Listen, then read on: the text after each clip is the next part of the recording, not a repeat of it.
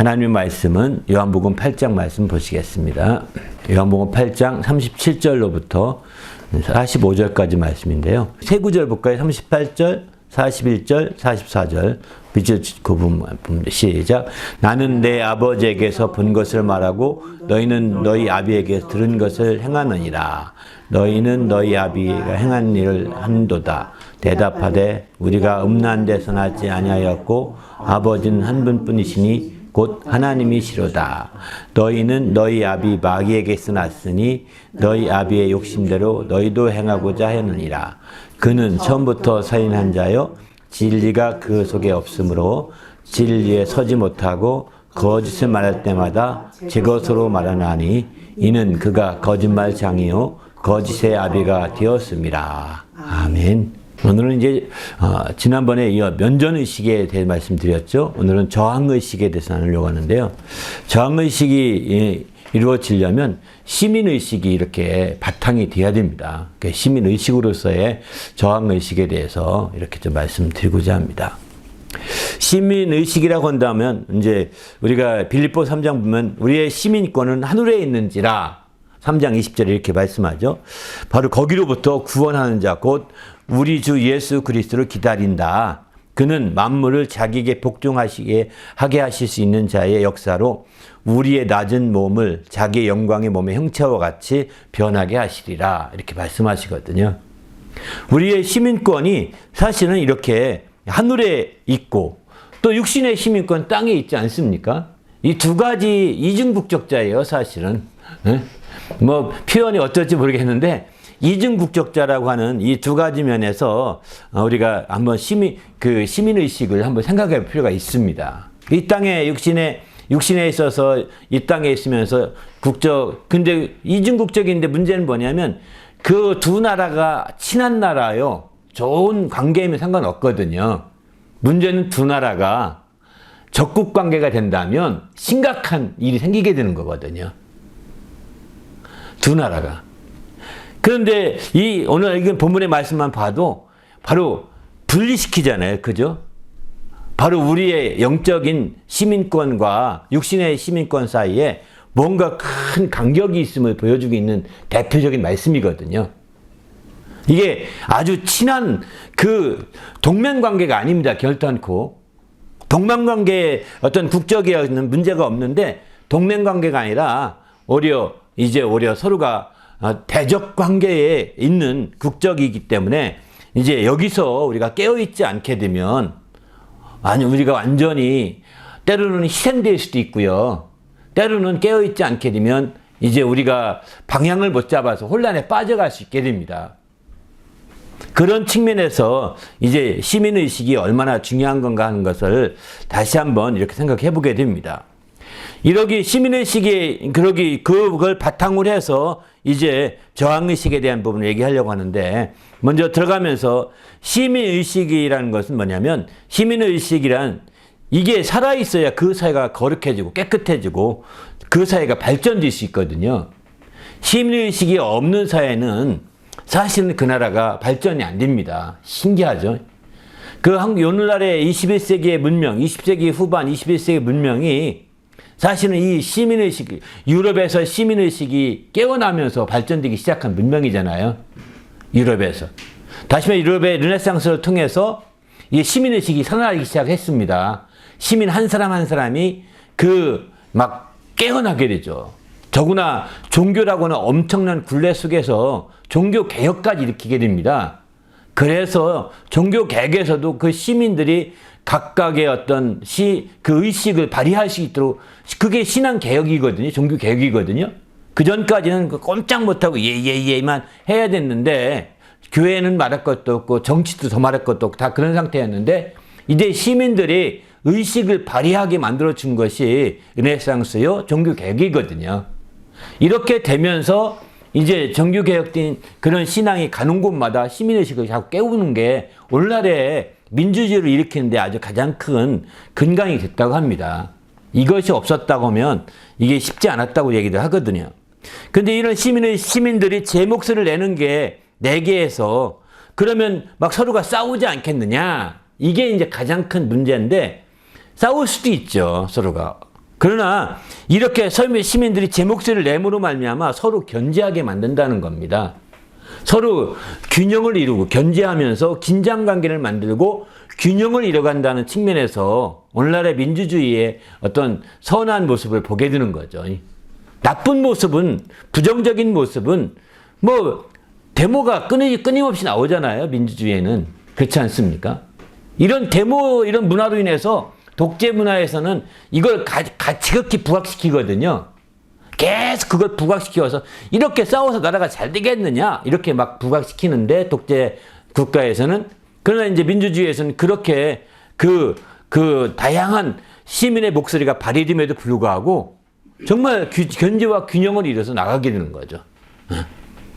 그것을 알 수 있는 게 민주주의에 초점 둔 나라들은 계속 개선해가면서 발전된 반면에 독재주의가 초점된 공산주의, 사회주의는 타락해서 부패해서 무너져 가잖아요. 여기서 알 수 있는 가장 큰 것 같습니다. 그런 차원에서 공산주의는 시민의식이 필요 없습니다. 그냥 당에서 결정해 준 대로 계획대로 가야 되거든요.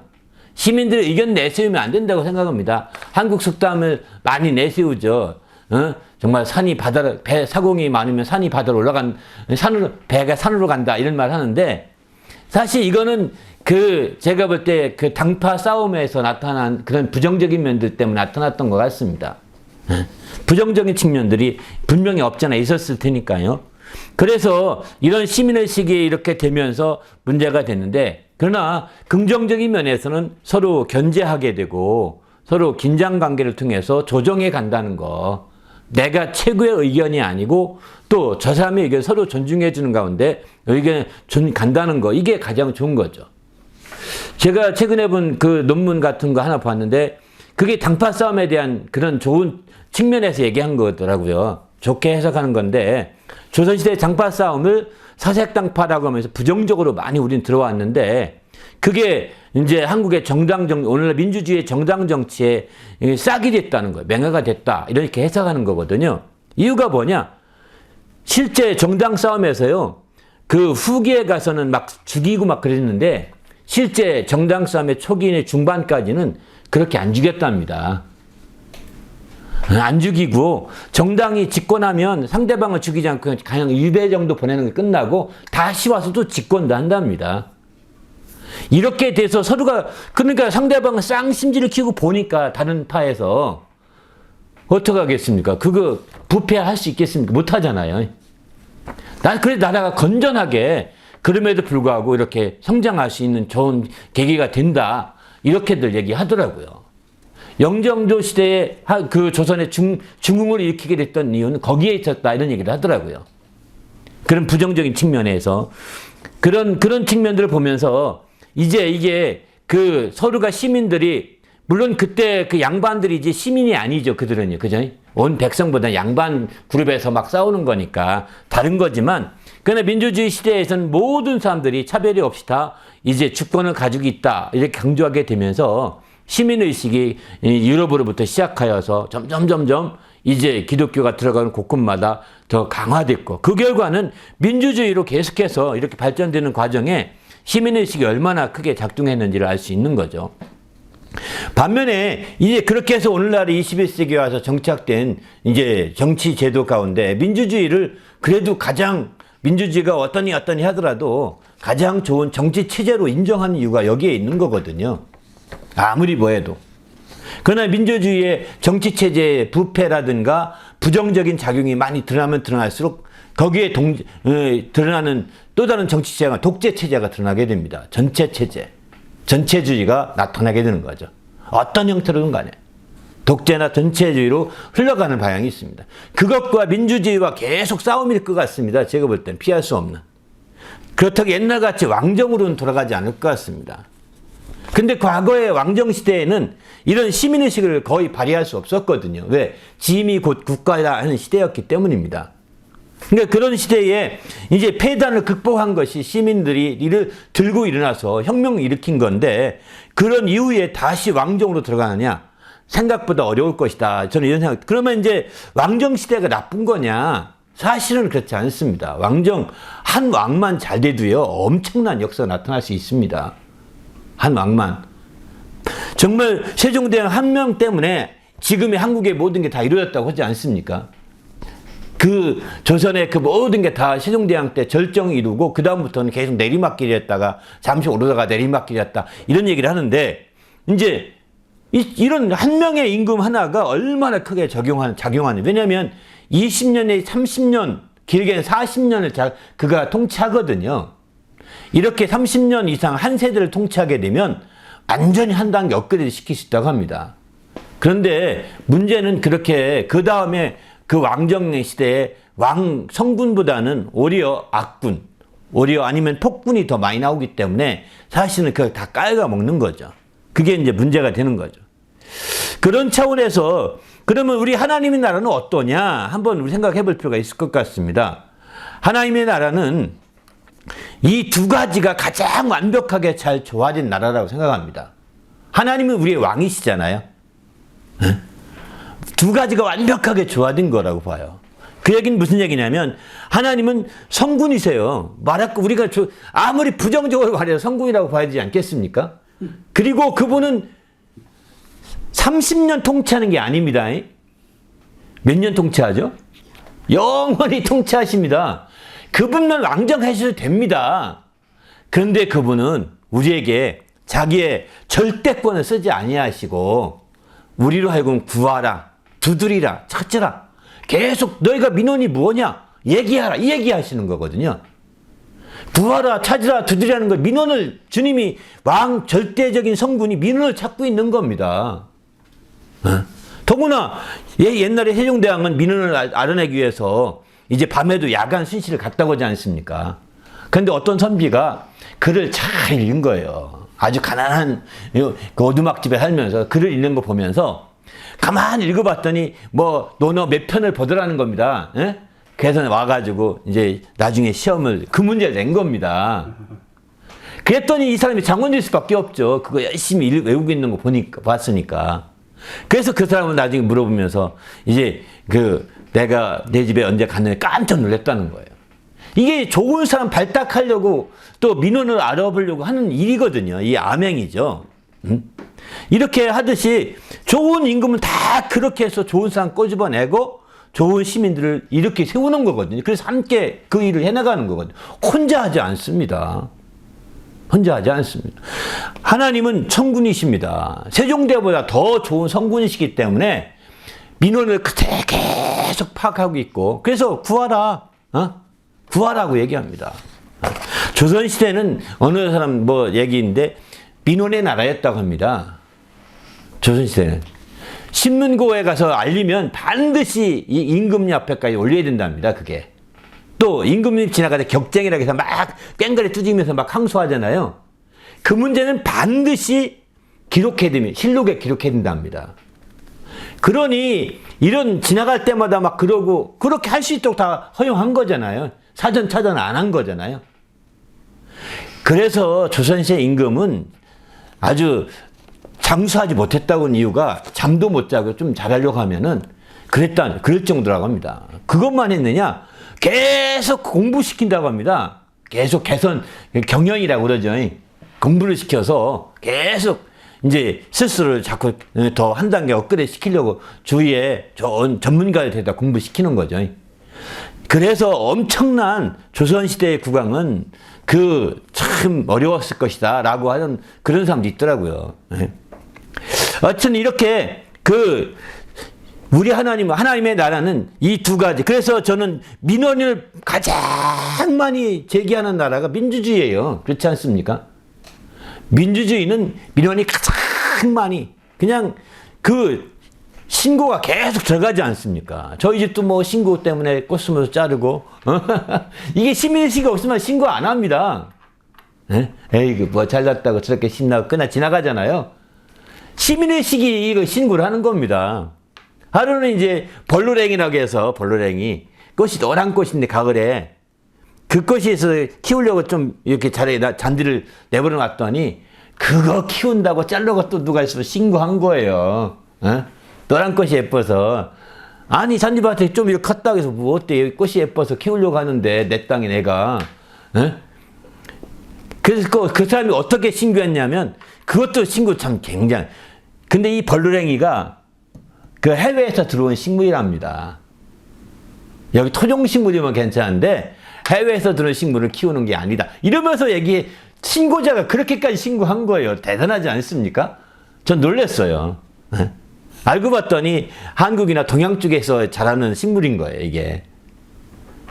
그런데 그거 어떻게 해서 여기 들어와가지고 우리가 들은 거 아니라 이미 다 퍼져 있습니다. 우리는 좋아가지고 이제 예뻐서 가을에 꽃이 예뻐가지고 키웠는데 아이 그러더라고요. 그러니까 그럼 신고 들어가니까 시청에 또 나와야 돼. 한번 검사라. 또 신고해 확인해서 보내줘야 되거든요. 또 얼마나 번거로워. 이 민주주의가 발달하면요 공무원들은 피곤합니다. 국가는 피곤합니다. 그러나 독재 시대에는 공무원은 앉아서 먹습니다.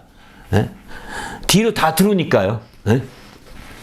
이런 시대에 어떤 시대에 우린 민주주의 시대에서 지금 행복한 거죠. 시민의식을 가진 자들이 그 시민의식을 가지고 계속 민원을 집어넣고 자기가 생각하는 걸 얘기하고 이렇게 하는 거는 사실은 굉장히 저항의식의 가장 중요한 우리 기본 자세라는 겁니다. 그럴 때 바로 하나님 앞에서 우리가 많은 사람들이 하나님 앞에 민원을 안 넣습니다. 그분은 알기만 하면 다 해결해 주실 텐데 기도를 안 합니다. 왜 그런지 모르는데 기도를 안 해요. 구하라, 두드리라, 찾으라. 주님이 여러 번 말씀하시는데 내 이름까지 주면서 내 이름으로 구하라. 너희 기쁨 충만하리라. 이렇게 하면서 막 민원을 집어넣어라. 내 이름으로 집어넣어라. 이렇게 했는데 안 넣습니다. 기도 안 하거든요. 그러니까 전능하신 분이 정말 성군이신 그분이 이제 일할 게 없이 뒷짐지고 계신 거죠. 쉬고 있는 거죠. 어쩌면. 이스라엘을 향해서 이사야서 보게 되면 이스라엘로 하여금 찬양받기까지 쉬지 못하시게 하라고 이렇게 하셨거든요. 그분은 잠도 주무시지 않고 졸지도 아니하시면서 일하고 싶어 하시는 분이십니다. 그러니까 민원을 넣으시기 바랍니다. 시민의식을 하늘의 시민권자로서 시민의식을 발휘해서 민원을 집어넣으십시오. 계속 넣으셔야 합니다. 그래서 바로 하나님 나라의 이 두 가지가 잘 조화된 그런 정말 그 모습이라는 측면을 전제로 해서 오늘 또 계속해서 나눠보려고 합니다. 1번부터 볼까요? 저항의식을 이해하려면 이 세상과 주님은 어떤 관계인지 알 필요가 있습니다. 이 말씀을 하면서 요한복음 8장 23절 보게 되면 예수께서 이르시되 너희는 아래에서 났고 나는 위에서 났으며 너희는 이 세상에 속하였고 나는 이 세상에 속하지 아니하였느니라. 예수께서 대답하시되 내 나라는 이 세상에 속한 것이 아니니라. 만일 내 나라가 이 세상에 속한 것이었더라면 내 종들이 싸워 나로 유대인들에게 넘겨지지 않게 하였으리라. 이제 내 나라는 여기에 속한 것이 아니니라. 바로 예수님에게 속한 나라와 이 세상과의 아주 분명한 선을 긋고 있습니다. 바로 예수님은 위에서 났고 이 세상은 아래에서 그냥 시작된 거라는 겁니다. 또 바로 너희는 이 세상에 속하였고 여기 너희라고 할 때 너희는 그 말씀 듣는 모든 무리들이죠. 특별히 유대인들을 가르쳐 말하게 됩니다. 세상에 속하였고 나는 세상에 속하지 아니하였다 이렇게 말하죠. 또 이 세상의 내 나라는 예수님이 세우고자 한 나라는 내 나라는 바로 이 세상에 속한 것이 아니다. 다시 끝에 가면 또 그래 내 나라는 여기에 속한 것이 아니다. 이렇게 두 번씩이나 강조하거든요. 이 세상에 속하지 않는 나라와 이 세상에 속한 나라 이 두 개 나눈 거죠. 앞서 말씀드린 것처럼 우리는 이중국적을 가진 거 하늘의 시민권 그것이 바로 예수님께 속한 나라예요. 또 육신의 시민권은 이 세상에 속한 나라라고 볼 수 있는 거죠. 우리는 공교롭게 두 개가 이렇게 겹쳐서 이중국적자입니다. 사실은. 네? 우리가 이중국적자로 지금 살아가고 있는 거거든요. 그래서 15장 19절 보면 이렇게 말씀하죠. 바로 너희가 세상에 속하였으면 이 세상이 자기 것을 사랑할 것이나 너희는 세상에 속한 것이 아니요 도리어 내가 너희를 세상에 택하였기 때문에 세상이 너희를 미워하니라. 여기 너희는 15장 19절 너희는 제자들을 갖게 말하게 됩니다. 바로 제자들을 가르쳐서 위에 그 8장이나 여기에 8장에서는 이제 유대인들을 이렇게 말하는 것이고 15장에서는 제자들을 이렇게 말하는데 바로 너희는 세상에 속하지 아니했다는 거예요. 너희가 세상에 속했다면 세상이 자기 것으로 생각해서 사랑했을 것이다. 그렇겠죠? 그러니까 다시 말해 육체의 국적만이 전부가 아니라는 겁니다. 육체의 국적만 있었다고 한다면 아마 세상이 자기 국적이기 때문에 그것만으로 인하여서 사랑했을 거라는 거예요. 그러나 너희가 세상에 속한 자가 육체로서 세상의 국적을 가지고 있지만 세상에 속한 자가 아니요 도리어 내가 택하였기 때문에 하늘에 속한 국적을 가진 자가 되었다는 것이죠. 세상이 너희를 미워하니라. 우리가 하늘에 속한 하늘의 시민권을 얻게 된 것은 주님이 택하였기 때문에 얻게 된 것이죠. 우리가 임의로 얻은 것이 아니죠. 우리의 어떤 노력으로 얻은 것이 아니죠. 거기 또 한 구절 더 있는데 요한복음 17장 14절에 거기 한번 나중에 적어 놓으시기 바랍니다. 요한복음 17장 14절에 보면 내가 아버지 말씀을 그들에게 주었사오니 세상이 그들을 미워하사오니 이는 내가 세상에 속하지 아니하였기 때문이다. 이렇게 얘기하고 있는 거죠. 내가 세상에 속하지 아니한 것 같이 그들도 세상에 속하지 아니하기 때문입니다. 이렇게 말합니다. 바로 제 아들을 이렇게 말하는 거죠. 그들이라는 것은 그들을 세상이 미워합니다. 그것은 내가 세상에 속하지 아니한 것 같이 내가 그들을 택하여 하늘의 시민권을 갖게 하였기 때문에 하늘의 국적을 갖게 하였기 때문에 그런 것입니다. 이렇게 얘기하고 있는 거예요. 17장 14절에. 16절도 보면은 내가 세상에 속하지 않은 같이 그들도 세상에 속하지 아니하였사옵니다. 이렇게 얘기하고요. 요한일서도 보면 4장 5절에 그들은 세상에 속한 거로 세상에 속한 말을 하며 세상이 그들의 말을 듣느니라. 이렇게 말하죠. 그러니까 세상에 속한지 안 속한지가 여기서 아주 분명하게 세상에 속한 자들은 사랑하고 그들의 말을 듣고 이렇게 하겠지만 세상에 속하지 아니한 자들은 이 세상이 그들을 미워하고 또 그들에 대해서 막 이제 싫어하는 거죠. 이렇게 차이가 아주 극명하게 나타난다고 여기 주의 말씀을 통해서 분명하게 이렇게 언급하고 있습니다. 이런 측면에서 볼 때 우리는 이제 정말 이 이중국적자를 어떻게 해야 바람직할 것인지 우리가 깊이 생각할 필요가 있는 거죠. 그러면 주님의 나라가 이 세상에 속하지 아니한 주님의 나라겠는데 과연 그러면 우리가 하늘에 속한 국적자로 주님의 나라에 대한 이해를 좀 더 해본다면 우리가 그 나라는 어디에 바탕을 두고 있을까 이거죠. 바로 성경에 보게 되면 그 나라는 어디에 바탕을 두고 있느냐. 고린도전서 15장 50절부터 보면은 형제들아 내가 이것을 말하노니 혈과 육은 하나님의 나라를 이어받을 수 없고 썩는 것은 썩지 아니하는 것을 유호로 받지 못하느니라. 이렇게 표현하죠. 하나님 나라는 혈과 육으로 받을 수 없는 나라라는 것입니다. 그러니까 주님의 나라는 하나님의 나라인데 그 나라는 혈과 육으로 이어받을 수 없는 나라. 왜냐하면 혈과 육은 썩는 것이기 때문에 썩는 것은 썩지 아니하는 것을 유업으로 받을 수 없게 됩니다. 썩는 것은 썩지 아니하는 나라를 유업으로 받을 수 없는 거예요. 왜? 썩어버리면 받을 게 어디 받을 수가 없잖아요. 어디 보관할 수가 없죠. 유업으로 받지 못한다고 분명히 말. 그래서 우리는 우리의 씨름 자체는 혈과 육을 상대하는 것이 아니요 이렇게 표현하죠. 우리가 씨름하고 싸우는 것들은 혈과 육에 상대할 것이 결코 아니라는 것입니다. 그러면 뭐냐? 예수님은 어떻게 말씀했냐 이것에 대해서 사이는 것은 영이니 육은 무익하니라. 요한복음 6장 63 이렇게 말씀하시죠. 바로 사이는 것은 영이라고. 예수님도 영에 초점 두고 있음을 말하겠는 거죠. 육에 초점 두고 있지 아니하고 육은 무익하다. 심지어 이렇게까지 말씀하시거든요. 육은 무익하다 이렇게 말씀하실 정도로 사이는 것은 영이니 육은 무익하다. 내가 너에게 이른 말이 영이요 생명이다. 너희 영을 위해서 내가 너에게 이른 말이다. 그 영이요 생명인 말씀을 내가 전했다. 이렇게 말씀하시는 것과 똑같은 표현입니다. 바로 주님이 살리신 주님께서 초점 두고 있는 것도 주님의 나라가 초점도 육이 아니라 영에 있다고 하는 것을 요한복음 6장 63절에 주님이 직접 하신 말씀을 통해서 직접 여기서는 파악할 수 있죠. 그래서 우리가 이제 정말 육에 속한 나라와 영에 속한 나라 이렇게 볼 수 있는 것이죠. 바로 영에 속한 나라를 우리는 이제 영에 속한 나라의 시민권자요 육에 속한 나라의 국적자가 된 거죠. 이렇게 이중 국적을 가진 그런 상황에서 우리가 하나님 나라에 대한 이해를 분명히 하지 않게 되면 아무 소용이 없는 거죠. 그러면 이렇게 분명한 차이가 있는데도 불구하고 왜 주님께서는 이렇게 우리처럼 육신을 가지고 세상에 오셨을까요?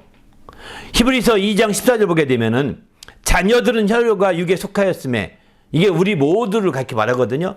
예수 믿는 자녀들은 혈과 육에 속하였음에 그도, 예수님도 또한 같은 모양으로 혈과 육을 함께 지니심은, 육신이 오신 것은 죽음을 통하여 죽음의 세력을 잡은 자 곧 마귀를 멸하시며, 이렇게 표현하죠. 그러니까 다시 말해서 이제 예수님이 육신을 가지고 혈과 육에 속하지 않은데, 혈과 육에 그분이 주님의 나라를 말하고 하나님 나라를 말하는데, 그걸 얘기하면서 혈과 육으로 그가 오신 것은 그의 죽음, 혈과 육의 죽음을 통해서, 그가 가지고 오신 혈과 육의 죽음을 통해서 죽음으로 말미암아 세력을 잡은 자, 그가 곧 마귀거든요. 마귀를 멸하고자 함이었다라고 이렇게 표현하고 있습니다. 그래서 우리가 이제 예수께서 육신이 오셔서 십자가에 죽으심으로 말미암아 마귀에게 눌린 모든 것들을 우리가 정말 고쳐주시고, 사도행전 마귀에게 눌린 자들 다 고쳐주셨다 했거든요. 고쳐주시고 또는 멸하셔서 고쳐주시고 이렇게 하시는 거죠. 그것 때문에 주님이 육신이 오셨다. 이 육신은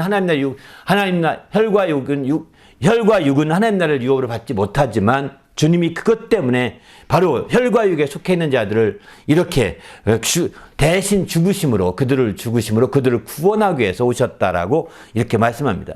이 히브리서 2장 14절 다음 15절 보게 되면은 바로 그들을 구원하기자 함이라고 이렇게 얘기하고 있습니다. 그들을 붙들어 주고자 함이었다라고 이렇게 표현하고 있죠.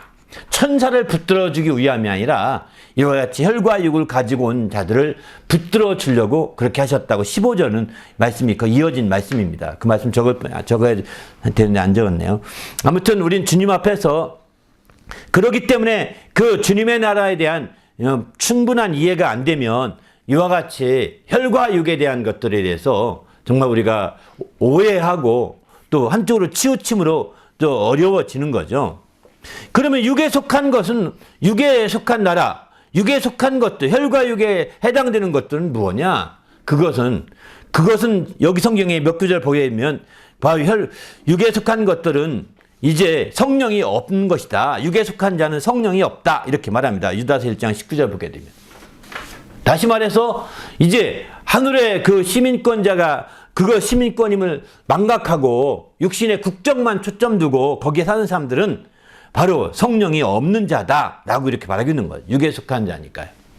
육신의 국적만 초점 두고 살게 되면 성령이 없는 자라는 것입니다. 바로 더 나가서 이제 로마서 밑에 보게 되면은 육신에 속하여 죄 아래 팔려갔다. 이렇게 왜 성령이 없느냐? 육신에 속하여 죄 아래 팔려갔기 때문이라는 것입니다. 또 육신에 속한 자는 고린도서 3장 1절 보면 육신에 속한 자 곧 그리스도 안에서 어린아이와를 대한 것 같이 하노라. 육신에 속한 자는 어린아이와 같다는 겁니다. 어린아이와 같다. 또 3절에는 너희는 아직도 육신에 속한 자로다. 너희 가운데 시기와 분쟁이 있으니 어찌 육신에 속하여 사람 따라 행함이 아니리요. 이렇게 말하죠. 육신에 속한 자는 시기와 분쟁이 있다는 겁니다. 그리고 육신에 속하여 사람 따라 행하여서 사람 따라 행하게 되면 그럴 수밖에 없다는 것입니다. 바로 시기와 분쟁이 가득할 수밖에 없는 거죠. 10장 4절을 보면 우리가 싸우는 무기는 육신에 속한 것이 아니다. 그래서 바로 오직 견고한 진을 무너뜨리고 또 하나님의 능력이라 모든 이름을 파하는 하나님의 말씀이라고 그 5절에는 그는 이어서 말씀이 나옵니다. 또 히브리서 7장 16절에 보면은 육신에 속한 한 계명의 법을 따르지 아니하고 또 오직 불멸의 생명의 능력을 따라 되었다. 이렇게 표현하는데 그는 여기 예수님을 갖게 말하는데 예수님은 육신에 속한 한 계명, 이건 율법을 갖게 말하게 됩니다. 율법을 따르지 아니했다는 거예요. 예수님께서는. 그리고 영원의 불멸의 생명의 능력을 따라서 그가 대지향이 되었음을 얘기하고 있는 말씀이거든요. 배경의 말씀이. 바로 이렇게 우리가 여기서도 볼 수가 있는 것이죠. 바로 이처럼 육신에 속한 것에 어떤 그 개념, 다시 말해서 이 세상의 국적만 가지고 사는 사람들의 개념을 확실하게 정립하지 않으면 우리는 어려운 거죠. 그래서 고린전서에 보면 육에 속한 사람은 하나님의 2장 13절입니다. 그 위에 보면 육에 속한 사람은 하나님의 성령의 일을 받지 아니하나니 이는 그것들이 그에게 어리석게 보이며 또 그는 그것들을 알 수 없나니 그러한 일은 영적으로 분별되기 때문이라 이렇게 말하죠. 그러니까 육신에 속한 사람들은 하나님의 성령의 일을 받을 수가 없는 겁니다. 그것을 다 어리석게 보이기 때문이라는 것입니다. 그리고 그것도 알 수가 없는데 영적으로 하지 않으면 분별할 수가 없다는 겁니다. 그래서 우리의 씨름은 혈과 육에 상대하는 것이 아니요 통치자와 권세와 이 세상의 어둠의 주관자들과 하늘에 있는 악의 영들을 상대함이라 이렇게 표현합니다. 바로 에베소 6장 12절에 이렇게 말씀하죠. 그러니까 우리가 싸우는 것은 혈과 육에 가지고 싸우면 아주 혼란해지는 거예요. 이념 가지고 싸우고 또 의견이 다를 수 있다는 거 인정하는 거 끝나야지 그것이 큰 소리 낼 정도가 된다면 아직 육신에 속한 것이라고 하는 것을 방증해 주는 거죠. 또 역사 가지고 싸우고 또 땅덩어리 가지고 싸우고 이런 것들이 다 이제 사실은 이제 우리가 육신에 속한 국적이 이중국적자로서 하늘의 시민권자를 가졌다는 것을 망각하고 사는 사람의 모습 중에 하나라고 볼 수 있는 거죠. 그런 사람들은 어린아이다. 성경이 어린아이와 같은 사람들이다라고 심지어 이렇게까지 말하고 있습니다. 그래서 우리는 이 육신에 속한 그 이 세상의 국적자와 또 그게 육신이죠. 또 내 영혼이 속해 있는 하늘의 이 시민권자와 우리는 이 두 가지 국적으로 우리가 이제 가지고 있는데 과연 어디에 초점을 두고 해야 되느냐. 한번 계속해서 마음속에 결론은 끝에 내리겠지만 계속 생각을 해보셔야 합니다. 세 번째 넘어갈게요. 그 생각 전제를 하고서 예수께서 그러면 이 세상 임금과 공존하지 않고 심판하시는데 그 이유는 무엇이냐? 예수님이 이 세상 임금과 타협해서 그래 내 나라 반 반반 하자 이렇게 타협하지 않거든요. 공존한다는 말은 타협한다는 말, 타협이란 말이 맞을 것 같아요. 공존이란 보다도. 타협하지 않고 이 심판하시게 되거든요. 그걸 알 수 있는 것이 바로 요한복음 12장 31절 보면 예수님이 이 세상의 임금에 대해서 4번을 언급하십니다. 복음서에. 이 세상 임금에 대해. 그걸 요한복음의 3번은 확실하게 이 세상 임금 마귀에 대해서 얘기하고 있는 거고요. 반면에 마태복음 10장에 나오는 말씀은 그냥 세상 임금, 일반적인 세상 임금을 갖게 말하는 그런 얘기입니다. 그러나 어쨌든 예수님이 언급하신 이 요한복음의 3번 이 세상의 임금에 대한 얘기는 굉장히 우리가 주님이 이 세상의 임금과 타협하지 않는다는 것. 정말 타협할 수 없고 반드시 심판한다는 것을 전제로 하고 있습니다. 여기 요한복음 12장 31절부터 보면 이제 이 세상에 대한 심판이 이르렀으니 이 세상의 임금이 쫓겨나리라. 심판한다는 겁니다. 쫓겨나게 될 것이라고 예고하고 계시죠. 그리고 요한복음 10장 30절 보면 이후에는 내가 너희와 말을 많이 하지 아니하리니 이 세상 임금이 오겠습니다. 이때 이후가 언제냐면 바로 주님이 이제 아버지께로 간 후를 가리킵니다. 아버지께로 간. 앞서서 아버지께로 간다, 한다, 온다, 갔다, 온다, 간다 이런 말씀 여러 번 앞에서 언급하시거든요. 그가 아버지께로 간 후에는 세상 임금이 오겠다는 겁니다. 아주 와서 잠시 그러나 그것이 그 세상 임금은 내게 관계할 것이 없다 이렇게 말하죠. 그 세상 임금은 내게 대해서 어느 하나 영향을 미칠 게 없다는 겁니다. 나와 상관이 없고 나에게 영향 미칠 게 없다는 겁니다. 이렇게까지 말씀하십니다.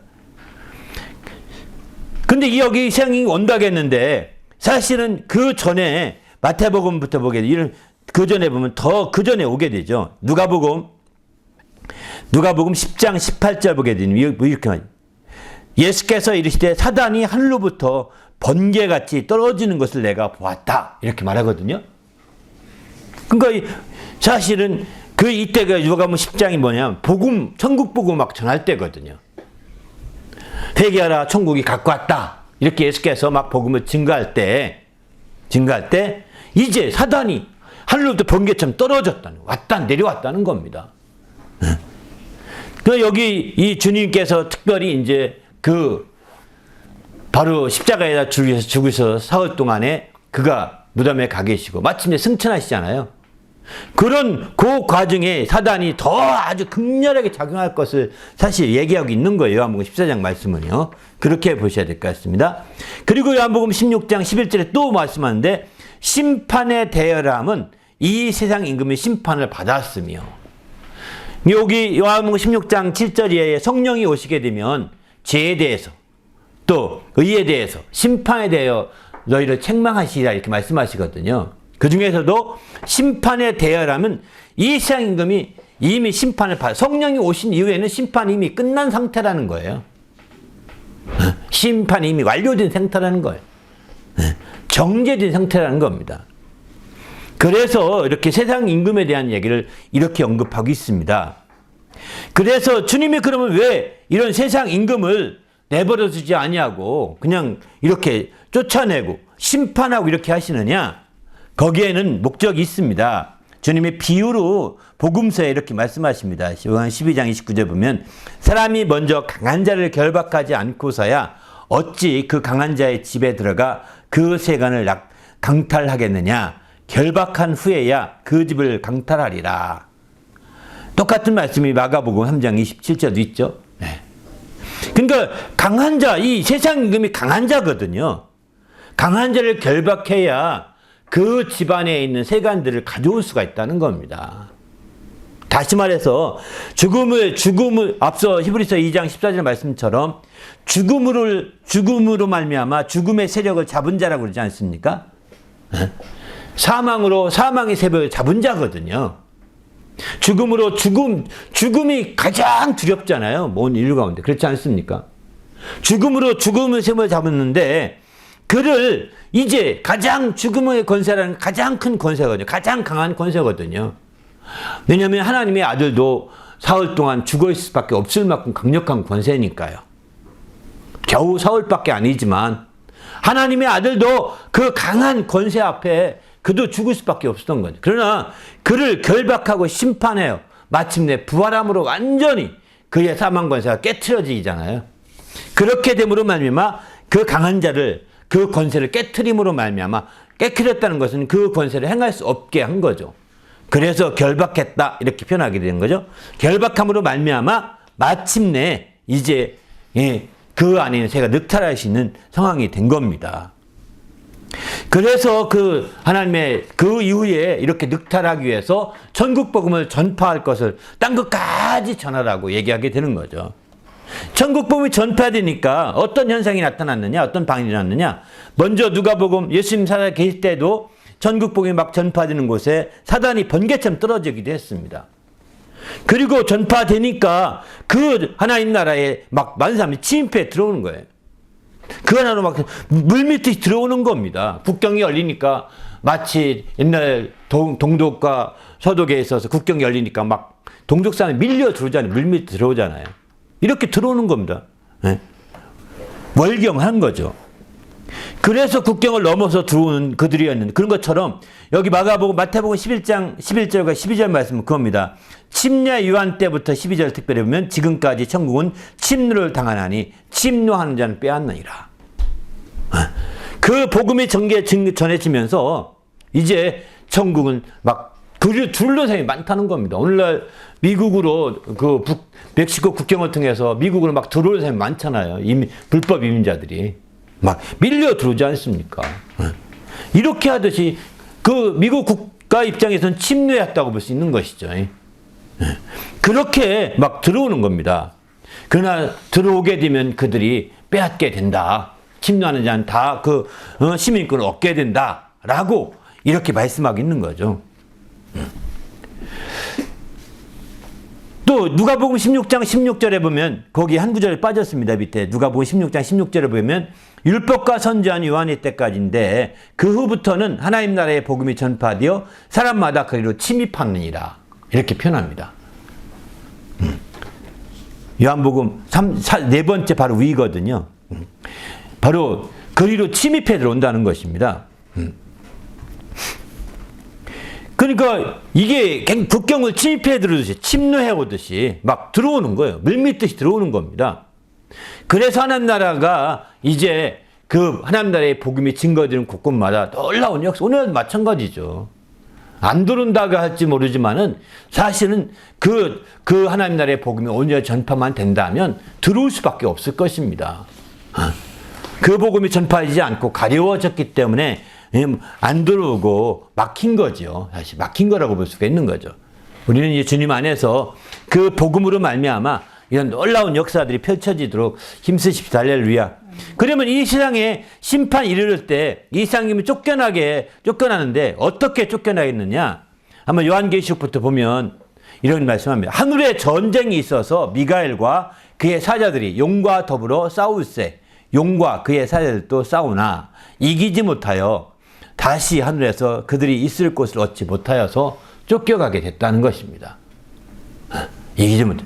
그러니까 그래서 사단이 하나님 앞에 섰다 이런 표현을 많이 보거든요. 욥기도 보면 사단이 하나님과 함께 이렇게 마치 어떤 회의상에 함께 있는 것처럼 이렇게도 얘기합니다. 물론 하나님의 그 영적인 측면에서는 거리가 문제가 아니니까 그럴 수 있긴 하겠지만은 그러나 하늘에서 정확히 전쟁이 나서 쫓겨난 거라는 겁니다. 쫓겨난 거예요. 그때 누가 쫓겨났느냐? 큰 용이 내쫓기니 옛 뱀, 마귀라고도 하고 사단이라고도 한대. 마귀, 사단, 옛 뱀, 용 같은 뜻이라고 보셔야 됩니다. 다른 뜻이 아닙니다. 마귀는 뭐냐? 마귀는 이간, 디아블로스라고 해서 이간하여 파괴하는 자 이런 뜻이거든요. 디아라는 것이 헬라어로 둘이라는 뜻이거든요. 반면에 그 볼로스는 파괴하다 이런 뜻이거든요. 둘로 분리시켜 파괴하는 거예요. 반면 사단이라는 것은요. 사단이라는 것은 혁명가, 반항자 이런 뜻이랍니다. 하나님 앞에 반항해. 하나님의 관점에서는 사단인 거고 사람들에게 있어서 그 세상의 임금은 마귀인 겁니다. 마귀인 거예요. 하나님에게 있어서 세상의 임금은 사단인 겁니다. 반항자예요. 반란자인 겁니다. 반면에 사람에게 있어서 마귀는 이간자요. 또 마귀인 거죠. 그래서 우리는 근데 그가 이렇게 이간시키기 위해서 뱀으로 좀 나타났잖아요. 그죠? 뱀의 모습으로 에덴 동산에서는 그런 모습이 뜨냐. 그래서 옛 뱀이라고 합니다. 지금 뱀이 아닙니다. 옛 뱀인데 그 뱀은 이제 아마 그 다리도 있지 않았을까? 짐승이라고 했으니까 다리가 네 다리가 있으니까 그래서 용이 공교롭게도 네 다리가 있잖아요. 용이. 그래서 용을 만들 때 참 성경적이다 이런 생각이 들더라고요. 네 다리. 공룡 같은 경우는 두 다리밖에 날아다니는 공룡 두 다리밖에 없잖아요. 짐승이 아니거든요. 그러면 네 다리가 있어야 짐승이라. 뱀, 질짐승 가운데 뱀이 있었다고 했는데 그게 뱀이죠. 근데 그런 측면에서 그 용을 상생의 동물이라고 표현하지만 사실은 이 옛뱀, 마귀, 사단과 굉장히 함께 연결되어 있음을 요한계시록 12장 9절은 이렇게 말씀하고 있습니다. 그가 어떤 역할을 했느냐? 온 천하를 꿰는 자라. 그가 땅으로 내쫓기니 그의 사자들도 함께 내쫓기니라 이렇게 표현하죠. 그렇습니다. 그래서 마침내 이 세상에 이제 그 하늘에서의 전쟁이 거기서 밀려난 이 사단과 그 무리들에게 의해서 이 세상에서 계속 영적 전쟁이 벌어지고 있는 겁니다. 육신적으로는 아무 싸움이 없는 것 같은데 영적으로는 큰 전쟁이 벌어지고 있는 것도 바로 여기에 있는 거죠. 그래서 우리는 이런 차원에서 볼 때 우리가 마지막 때 정말 이런 관계를 좀 충분히 이해해 볼 필요가 있는 것 같습니다. 그러면 어떻게 했느냐? 내가 또 들으니 10절에 하늘에 큰 음성이 있어 이르되 이제 우리 하나님의 구원과 능력이 나라와 또 그의 그리스도의 권세가 나타났으니 우리 형제들을 참소하던 자 곧 우리 하나님 앞에서 밤낮 참소하던 자 쫓겨나. 여기서도 하나님 앞이라고 하잖아요. 그죠? 하나님 앞에서 참소하던 자. 그러니까 사단이 하나님 근접거리까지 가서 참소했던 것 같습니다. 부지런히. 그런데 이제 이 하늘의 전쟁 이후에 쫓겨나가서 이제 그럴 수가 없는 상태가 된 거죠. 아마 이때가 언제냐? 아마 예수님께서 이제 십자가에 죽으셨다 부활하심으로 완전히 증거가 남았죠. 증거가 남음으로 말미암아 이제 그 완전히 쫓겨서 지금은 이 참소나 정죄의 이런 역할을 아마 그런 역할 씨가 안 맥히지 않겠는가. 씨가 맥힐 수 없는 상황이 된 거죠. 그러나 여전히 모르는 사람에게는 바로 복음을 모르고 하나님의 아들에 대해서 모르는 사람들에게는 여전히 씨가 맥힙니다. 여전히 사단이 사망 권세를 가지고 있는 것으로 착각하니까요. 그 죽기를 두려움으로 종로로 타는 것이죠. 그들에게는 이런 참소와 정죄가 고스란히 먹히는 거예요. 그래서 마침내 그들이 대혼란에 빠지게 되는 거죠. 또 우리는 그러면 우리 형제들이 어린 양의 피와 자기들이 증언한 말씀으로서 그를 이겼으니 그들은 죽기까지 자기들의 생명을 아끼지 아니하였도다. 이거는 이제 요한계시록 12장 11절은 오늘날 우리 성도들의 모습을 이제 얘기하고 있는 거라고 볼 수 있습니다. 우리는 예수의 어린 양의 예수의 피와 또 정말 증언하는 예수를 증언하는 말씀으로 이겨야 되는 거죠. 이런 사단을 이기고 세상의 임금을 이기려면 이렇게 그런 증언하는 말씀을 통해서 예수의 피를 앞세우고 그 말씀으로 증언하는 말씀을 통해서 이기게 되는 거죠. 그래서 오늘날은 이제 이렇게 이김으로 말미암아 마침내 우리의 영적인 하늘의 시민권자로서의 영적인 국적이 더 크게 이걸 알면 알수록 크게 부각되는 겁니다. 그 국적이 크게 부각되고 더 크게 나타나게 되는 거죠. 그러나 이걸 모르면 그 국적이 크게 부각 안 됩니다. 그게 소중하게 생각지 않습니다. 그리고 여전히 지금 육신에 매여 있는 국적에 전전긍긍하며 살기 쉬운 거죠. 이게 전형적으로 이방인들의 모습이고 이게 불신자들의 모습이라고 볼 수가 있는 거죠. 왜? 전혀 이렇죠. 영적인 국적, 하늘의 시민권을 믿지 않고 신뢰하지 않으니까요. 이런 하늘의 전쟁이 있다는 이런 거 전혀 생각지도 못하거든요. 그러니까 하늘의 시민권자로서의 그 국적은 아예 존재감이 없는 거예요. 영적인 국적은. 그러니까 육신이 전부인 줄 알고 아둥바둥 싸우고 막 핏대 올리고 막 하는 거죠. 우리는 주님 안에서 어떤 철학이든 어떤 사상이든 어떤 것이든 간에 정말 내가 핏대 올리게 된다면 난 여전히 육신의 국적에 초점 둔 삶이구나 이해하실 필요가 있는 거죠. 하늘의 국적 둔 삶은 나는 다른 의견이 있다 하더라도 그렇게 핏대 올릴 필요가 없습니다. 그냥 넘어가는 겁니다. 저 사람은 저렇구나 넘어가는 겁니다. 그렇지 않게 되면 교회 안에서도요 정치 싸움, 철학 싸움, 사상 싸움 이렇게 난리 납니다.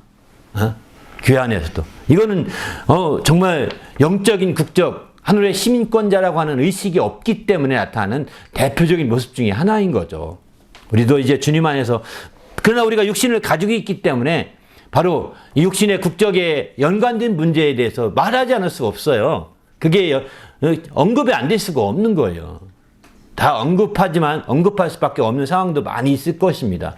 하지만 그것보다 정말 영적인 국적을 더 크게 알면 알수록 우리가 큰 자부심과 긍지를 가지고 또 영원한 하늘의 시민권자로서의 더 행복감을 누릴 수가 있는 것이죠. 그러나 이제 하늘의 시민권에 대해서 그런 게 어딨어 하게 되면 이제 이거라도 살아야 되지 않겠습니까? 전전긍긍하면서. 그렇게 되니까 이제 혼란에 빠져갈 수밖에 없는 거죠. 그렇습니다. 그러면 어떻게 이런 우리가 영적 전쟁에서 이제 어린 양의 피와 예수를 증언하는 말씀을 통해 이겼다고 했는데 어떻게 하면 더 구체적으로 더 이길 수 있을까요? 그 지혜를 그 밑에 얘기하고 있습니다. 에베소 6장 11절 보게 되면은 바로 그 마귀의 그거보다 밑에 그 큰 화살표를 봐야 되겠네요. 이스라엘 임금을 이렇게 해서 우리가 대적하게 되죠. 대적하게 되면 어떤 싸움이 벌어질까요? 했거든요. 여긴 성경에 보면 크게 세 종류의 싸움이 벌어지는 것 같습니다.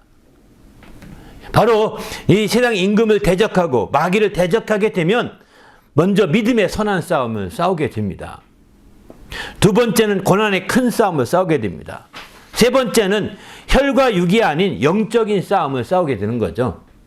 이런 세 종류의 싸움을 우리는 피할 수 없습니다. 피할 수 없습니다. 가장 먼저 크게 부각되어 오는 것은 아마 고난의 큰 싸움일 것입니다.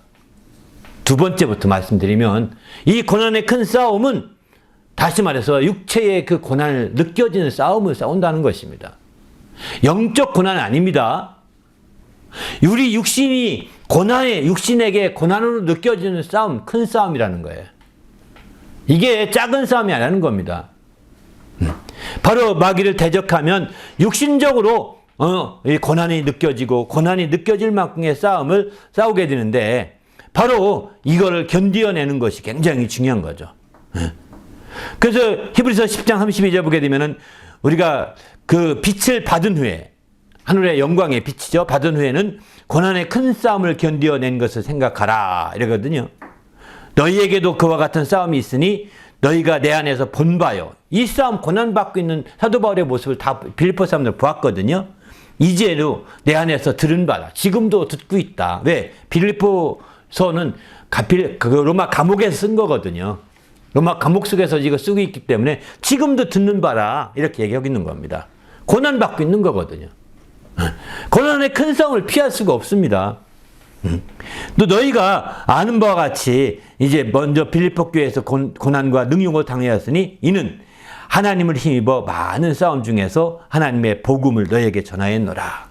이런 싸움, 고난과 능욕을 당하면서도 이런 하나님을 힘입어서 많은 싸움 중에서도 복음을 전했다. 이렇게 말하고 있는 거죠. 그런 싸움에 먹혀가지고 싸우다가 끝나서는 안 된다는 겁니다. 그런 싸움 중에서도 복음을 전해야 되는 거죠.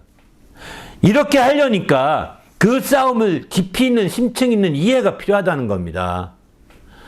우리 교회 안에서도 성도들 간에 이렇게 의견 충돌이 생기고 싸우고 등 돌리고 안 봐! 이런 사람도 있거든요. 그러나 아시다시피 이제 고난의 싸움이 시작된 겁니다. 그러나 거기서 육신으로만 끝나서는 안 된다는 거예요. 그걸 심층적으로 이해해야 되는데 그것은 혈과 육의 싸움이 아니라 바로 영적인 싸움입니다. 영적으로 그걸 깊이 이해해야 되는 거죠. 세 번째로 보면 바로 우리의 씨름이 혈과 육을 상대하는 것이 아니라 통치자들과 권세들과 세상의 어둠의 세상의 주관자들과 하늘에 있는 악의 영들을 상대합니다. 그러니까 여기 통치자라는 것도 세상 정부와 싸우는 것이 아닙니다. 영적인 통치자들이거든요. 다니엘이 기도할 때 파사국군이라고 하잖아요. 파사국군, 그죠? 영적으로 페르시아를 지배하고 있는 그 통치자들이 있는 겁니다. 영적으로. 그런 통치자들과 싸우는 거예요. 파사국군이라고 성경이 이렇게 표현하죠. 그런데 그것처럼 똑같이 여기서도 마찬가지죠. 통치자들과 그런 권세들과 또는 어둠의 세상 주관자들과 하늘에 있는 악의 영들에 대한 상대, 이런 것들이 작용해서 바로 싸움을 붙이는 거거든요. 성도들 간에도. 이런 것도, 그 싸움이 부딪히면, 정말 우리 사이에 악한 것들이 지금 틈타고 있구나. 이걸 빨리 캐치해야 되는 거거든요. 그걸 깨치 못하면 계속 이판사판 진흙탕 싸움이 되는 겁니다. 그걸 캐치하면 슬쩍 빠집니다. 그 싸움에서. 그걸 캐치한 사람들은. 빠지고, 이렇게 하면 안 되겠구나. 왜 괜히 우리가 이런 문제로 영적 싸움까지 영적으로 내가 헌탁해질 필요가 뭐가 있어? 하고서 빠진다고요. 이렇게 영적인 싸움으로 이해가 되어야 믿음의 선한 싸움을 싸우게 되는 것입니다. 믿음의 선한 싸움을.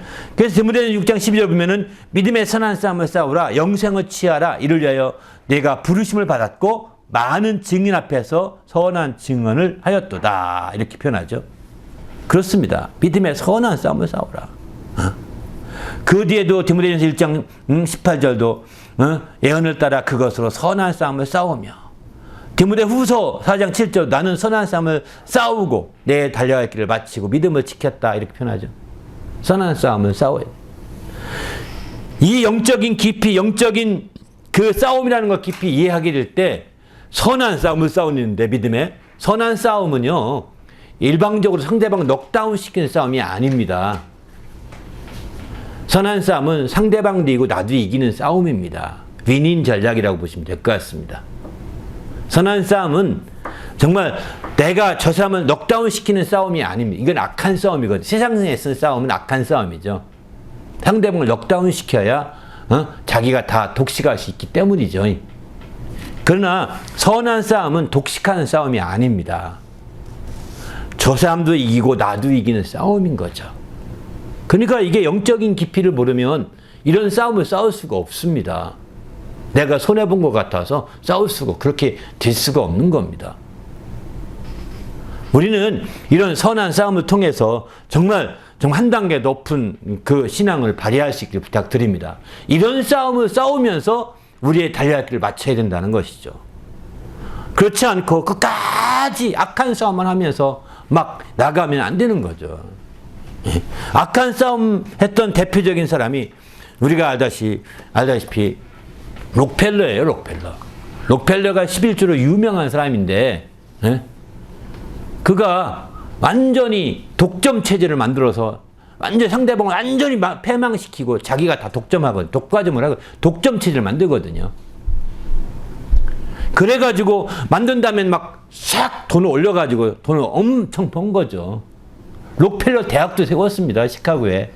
그래서 지금은 록펠러가 이렇게 11조는 했지만 완전히 독과점하고 이렇게 해서 폐해가 너무너무 크기 때문에 록펠러를 내세울 수 없어가지고 록펠러 센터 외에는 록펠러 이름을 내세운 데가 없다고 합니다. 록펠러가 세운 시카고 대학도 다른 이름으로 바뀌었다고 합니다. 그만큼 이제 이 악한 싸움을 싸운 겁니다. 11조만 하면 뭐 하겠습니까? 선한 싸움을 싸워야죠. 영적인 걸 모르니까 선한 싸움 안 싸우는 거예요. 서로가 이기는 싸움을 싸워야죠. 기업을 하더라도 서로가 윈윈인 전략을 해야죠. 이거 한자 독식하는 식이에요. 어떤 독점하는 식의 이런 독재하는 식으로 하면 이거는요 악한 싸움의 대명사예요. 이런 악한 싸움은 육신에 속해 있기 때문에 하는 대표적인 거라고 볼 수 있는 거죠. 육신에서는 이렇게 해야 됩니다. 왜냐면 영적인 면에서는 왜 선한 싸움일까요? 영적인 면에서는요 저 사람이 죽은 게 아니거든요. 그렇지 않습니까? 저 사람이 죽어도 저 영혼은 있거든요. 그렇기 때문에 우리는 정말 주님 앞에 항상 윈윈하게 싸워야지 하나님 앞에서 심판받을 생각을 해야 되는 거예요. 바로 하나님 앞에서 최후에 손을 들어주기를 바란다면 이렇게 선한 싸움을 해야 합니다. 이런 싸움을 위해서 그러면 어떻게 해야 되느냐? 무엇보다 영적인 깊이를 알고 이렇게 선한 싸움을 싸우기 위해서는 영적인 깊이 중에서도 그 영적인 그 우두머리라고 할까요? 마귀죠. 이 마귀의 관계를 능히 대적해야 된다는 거죠. 마귀를 이 세상 임금을 이해하고 대적해야 되는 거죠. 마귀 관계를 능히 대적하기 위해서는 하나님의 전신갑주를 입으라고 했습니다. 야고보서 7절도 보면은 마귀를 대적하라. 하나님께 복종할지어다. 마귀를 대적하라. 그러면 저가 피하리라. 이러죠. 마귀를 대적하라는 거예요. 또 베드로전서 5장 8절도 보면은 근신하라 깨어라. 너희 대적 마귀가 우는 사자같이 두루다니며 삼킬채를 찾나니. 여기는 마귀가 너 우리 대적이라고 표현합니다. 마귀는 사단이잖아요. 그죠? 사단이어서 하나님의 대적자거든요. 하나님의 원수거든요. 하나님의 반란자니까 직접적으로는. 근데 우리는 그냥 우리를 그 이간시켜서 파괴하기 때문에 우리에게도 대적자죠. 근데 여기서는 너희 대적이라고 분명히 베드로는 이렇게까지 말합니다. 왜냐면 베드로가 이렇게 말한 데는 베드로가 그러죠. 예수님이 그러지 않습니까? 사단이 너를 청구했다. 밀가부로 살려고 청구했는데 내가 너를 위해서 기도했으니 너는 돌이킨 후에 형제들을 굳게 하라. 이렇게 말씀하지 않습니까? 아마 베드로는 그 주님이 말씀하신 말씀이 평생 가슴에 못 박혀 남아있을 것입니다. 그래서 이 마귀는 나의 대적이기도 하고 우리 모든 성도의 대적이다라고 강조하고 있는 것 같습니다. 하나님의 대적자로 끝나지 아니하고 우리를 파괴해서 멸망시키려고 이렇게까지 막 아주 강제하게 하는 대적자다. 너희 대적 마귀다. 이렇게 표현합니다. 그러니 우리가 이런 영적인 측면에서 이런 대적이라고 하는 개념이 없으면 뭐 안 되잖아요. 5장 9절도 보게 된 베드로전서 너희는 믿음을 굳건하게 하여 그를 대적하라 이러거든요. 믿음을 굳건하게 해서 그를 대적하라는 겁니다. 이렇게 정말 우리가 굳게 해서 마귀에 대한 대적, 이 영적인 그 우두머리라고 할까요? 그 강한 자를 대적할 수 있어야 되는 것이고 그 강한 자를 대적하고 이어서 통치자들을, 하늘의 악의 영들, 또 어둠의 세상 주관자들, 이런 것들을 계속, 이게 다 악의 영들이거든요. 귀신들, 이게 다 악의 영들이죠. 속한 것들이죠. 이런 것들을 대적하는 것이죠. 대적한다, 멸하라 이렇게 않고 대적하라는 이유는 뭐냐면 그런 영적인 것들은 멸에 소멸될 수가 없거든요. 영적인 건 칼로 죽이거나 이렇게 소멸시켜 불에 태워버리거나 소멸시킬 수가 없습니다. 사람은 죽이면 전쟁에서 소멸되고 완전히 딱 매장시켜버리면 그만이지 않습니까? 그러나 그 영혼은 그러지 못하니까 나중에 그 영혼에 시달리잖아요. 얼마나 많은지 그 악인들이. 그런 것처럼 이제 이 사단도 마찬가지입니다. 이렇게 소멸되지 않습니다. 완전히 박멸할 수가 없습니다. 사라지게 할 수가 없습니다. 그래서 대적할 뿐입니다. 귀신이라는 존재도 소멸되거나 박멸할 수 있는 게 아니거든요. 대적할 뿐인 거예요. 물러가라 이렇게 하는 거죠. 대적하는 겁니다. 그리고 끊임없이 추방 명령을 내리는 거죠. 이게 굉장히 필요한 거죠. 그리고 마침내 하나님의 전신갑주를 입으라고 이렇게 말씀하고 있는 거죠. 우리도 주님 안에서 이렇게 깨워서 주의 뜻을 이루시길 예수님의 이름으로 부탁을 드립니다. 할렐루야. 결론적으로 말씀드리고 싶은 것은 네? 여기 이제 그 밑에 쭉 많이 나오는데 뭐 보시죠 뭐. 너무 많이 씁니다 이 뷰가. 근데 한 가지는 더 얘기해야 되겠네요. 근데 이렇게 싸움에서 우리가 싸움의 그 목적을 분명히 해야 되는데 마귀만 무조건 대적하면 되느냐? 마귀를 대적하되 내 목표를 정확히 설정해야 됩니다. 우리의 면류관을 빼앗지 못하도록 해야 되겠다는 것입니다. 우리가 싸우되 우리의 면류관을 빼앗지 못. 또 한 가지는 지켜야 될 것은 다른 것보다는 믿음을 지키라는 거예요. 내 믿음을. 성경은 영혼을 지키라고 표현 안 했습니다. 재밌죠? 영혼을 지키라는 표현이 없고요. 믿음을 지킨다 이런 표현을 씁니다. 영혼은 이제 주님의 손에 붙들린 바가 되었고 그렇기 때문에 이제 뭐 아버지 여기 요한복음 10장 28절 29절을 보게 되면 내 손에서 빼앗을 자가 없다 했거든요. 영혼은 이미 주님의 손에 있는 거거든요. 이제 중요한 것은 믿음을 지키는 거죠. 우리는 영혼을 지켜야 돼, 영혼을 지켜야 이럴 게 아니라 우리의 믿음이 떨어지지 않도록 지켜야 되는 겁니다. 반면에 이제 면류관은 아주 빼앗아가려고 한다는 겁니다. 그러니까 빼앗기지 않게 초점을 둬야 된다는 거죠. 또 빼앗기지 말 것을 얘기하고 있는 것, 그 외에도 이제 기쁨을 빼앗을 자가 있다는 거예요. 면류관을 빼앗기지 않으므로 기쁨을 더 유지하셔야 되는 거죠. 기쁨을 빼앗아가고자 합니다. 여러분 기쁨을 빼앗기면 이제 면류관도 시시부지하게 생각할지 모르겠습니다. 또 좋은 편을 빼앗기지 않아야 된다는 거예요. 좋은 편. 여러분이 영적으로 어떤 게 좋은 것인지 분별해서 정말 여기 누가복음에 보면 이 마리아죠. 마리아는 좋은 편을 택하였으니 빼앗기지 아니하리라 이러거든요. 좋은 편을 택할 수 있어야 되겠죠. 바로 기쁨이 있는 편이 좋은 편일 것이고 그것이 바로 멸관을 빼앗기지 않는 지름기지 않는가 이런 생각도 해보게 됩니다. 또 믿음을 지켰다는 표현도 많이 나옵니다. 바로 요한계시록 14장 12절 보면은 성도들의 인내가 여기 있으니 그들은 하나님의 계명과 예수에 대한 믿음을 지키는 자니라 이렇게 표현하죠. 예수에 대한 믿음을 지키는 자니라. 그런 믿음을 지키는 자가 됩니다. 그래서 우리는 영적인 이런 싸움에서 이렇게 중심을 바로 잡아야 되는 거죠. 결론 부분으로 넘어가겠습니다. 너무 많이 시간이 지나서 이제 저항의식을 갖자 이거거든요.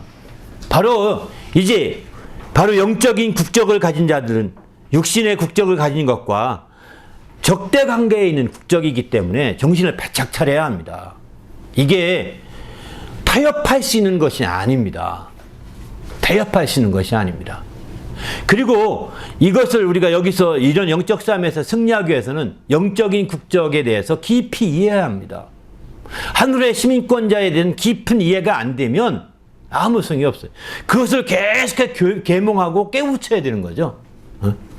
그걸 계속 깨우칠 때 마침내 이제 영적인 국적을 우리가 이겨가 육신적인 국적의 그 노예가 되지 않을 수 있는 거죠. 그리고 그것을 잘 나타내는 것이 뭐냐면 식민지 치하에 일제 식민지 치하에 있던 한국 사람들의 모습이라고요. 일제 식민지 치하의 한국 사람들은 바로 두 가지 국적을 다 가졌다고 합니다. 한 가지는 조선시대 국적을 일본 사람들이 폐하지 않았다고 합니다. 대한제국의 국적을 폐하지 않았다고 그래요. 그리고 대한제국이 복속됐으니까 겉으로는 일본 국적인 거죠. 속으로는 대한제국, 그걸 폐지해버려서 일본과 똑같은 국적으로 인정해버리면 한국 사람, 일본 사람과 구별이 안 돼가지고 일본이 뒤집힐까봐 두려워서 한국 국적을 그대로 두었다고 그래요. 그 대한제국의 국적을. 그리고서 그들이 해외 나갈 때는, 한국에 살 때는 전혀 국적의 문제가 한국 국적이죠. 해외 나갈 때는 일본 통치 영역이 있으니까 일본 국적의 비자를 받아야 되는 거예요. 여권을 가져가는 거예요. 그 여권을 발행해 준답니다. 그때는. 그랬는데 이제 지금은 어느 쪽으로 초점 두느냐에 따라서 나는 일본 국적이라 주장하는 사람도 있고 어느 독립군들은 그렇지 않은 거죠. 정말 이렇게 초점을 두고 싸우는데, 그래서 이제 그 윤치호 같은 사람들은 사실은 유명한 개혁인이잖아요. 개혁 사람이고 기독교인이면서도 아주 존경받는 지식인이거든요. 그래도 윤치호 같은 분도 일본의 치하에 일본이 앞으로 100년은 지배할 거라고 생각했다 합니다. 일본이. 윤치호 일기에 그렇게 100년이라고 정확히 안 나오는데 오랫도록 일본의 영향을 못 벗어날 것이다 라고 일기에 쓰여 있다고 그래요. 그러니까 그냥 어쩔 수 없으니 이렇게 살아야 돼. 일본 편 얘기 잘 들으며 살아야 돼. 이렇게 했고, 반면에 이제 독립운동하는 사람들은 그게 어딨냐. 난 내가 죽더라도 정말 독립에 살아야 되게 이렇게 산 거죠. 이런 사람인데, 그래서 독립운동하는 사람들에게 가장 핵심은 뭐냐면 자기의 그 숨어있는 국적을, 그 소중함을 깨우치는 겁니다.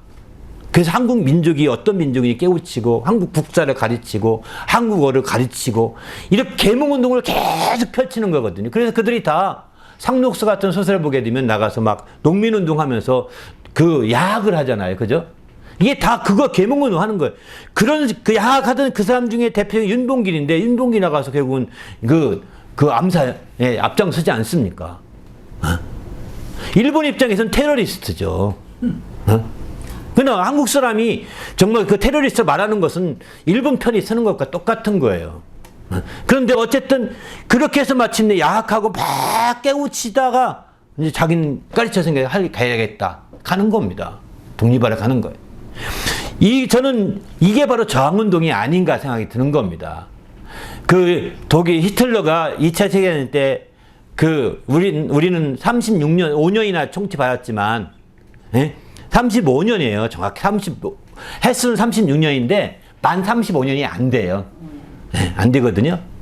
그런데, 만 35년이 안 되는데, 35년 통치받았, 5년이라고 되게 말하죠. 근데 뭐, 횟수 36년이니까 36년을 말하는 있더라고요.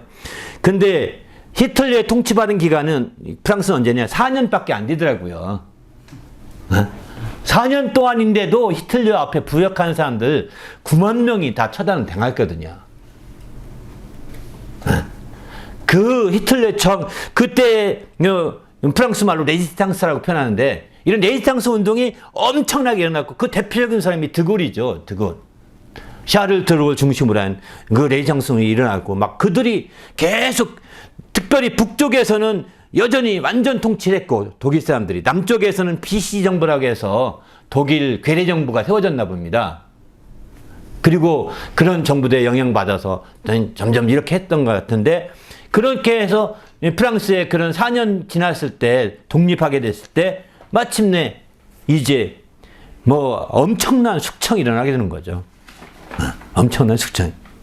그때 숙청됐던 대표적인 사람이 1차 세계대전 때 최고의 영웅, 2차 세계대전 최고의 영웅은 드골이라고 말하거든요.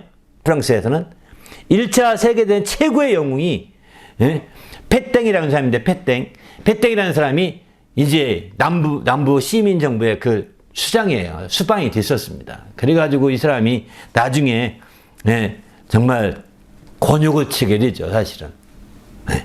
어쨌든 그런 레지스탕스 운동이 그 역사에서 배울 수 있는 이것이 우리는 이중국적자로서 지금 마귀 지배 아래에 있는 세상에 살고 있는 겁니다. 지금도요.